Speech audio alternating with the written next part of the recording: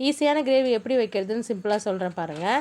என்னென்ன whole spices இருக்கோ அது எல்லாமே போட்டுருங்க. அப்புறம் சோம்பு கொஞ்சம், மிளகு கொஞ்சம், ஜீரகம் கொஞ்சம் எல்லாமே வெடித்து வந்ததுக்கப்புறம் இஞ்சி ஒரு துண்டு, பூண்டு ஒரு முழு பூண்டை, மிளகாய் போட்டுட்டு ஒரு வெங்காயம் இது எல்லாமே நல்லா வதங்கி எடுத்ததுக்கப்புறம் ஒரே ஒரு தக்காளியை கட் பண்ணி சேர்த்துக்கிறேன். மிக்ஸி ஜாருக்கு மாற்றிட்டு அதே சட்டியில் எண்ணெய் விட்டு வெங்காயம் தான் தாளிக்கிறேன். நான் இப்போ தக்காளி நல்லா பழுத்து தக்காளியை கட் பண்ணி அதையுமே போட்டு நல்லா வதக்கிக்கிறேன். இந்த கிரேவி வைக்கிறதுக்கு ரொம்ப டைம் எடுக்காது, ரொம்ப ஈஸியாக இருக்கும். ஆனால் டேஸ்ட் நல்லாயிருக்கும். நீங்கள் ஒரு டைம் இந்த மாதிரி ட்ரை பண்ணி பாருங்கள். அப்புறம் இது கூட கொஞ்சோண்டு பொட்டுக்கடலை போட்டு அரைச்சிக்கிறேன்.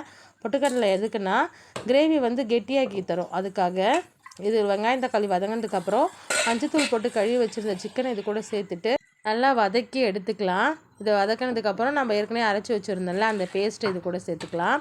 இதில் வந்து மஞ்சத்தூள் ஒரு அரை ஸ்பூன் பக்கம் போட்டுக்கோங்க, கரம் மசாலா ஒரு அரை ஸ்பூன் பக்கம் போட்டுக்கோங்க, நம்மளோட குழம்பு மிளகாத்தூள் இருக்கு இல்லையா அது ஒரு 2 ஸ்பூன் பக்கம் போட்டுக்கோங்க. இது எல்லாமே போட்டு நல்லா மிக்ஸ் பண்ணி விடுங்க. இது ஒரு 10 மினிட்ஸ்லேருந்து 15 மினிட்ஸ் வச்சாலே நல்லா கொதிச்சு வந்துடும். கருவேப்பிலை, கொத்தமல்லி, புதினா தழை போட்டு நீங்கள் இறக்கிட்டிங்கன்னா சூப்பரான சிக்கன் கிரேவி ரெடி ஆகிடும்.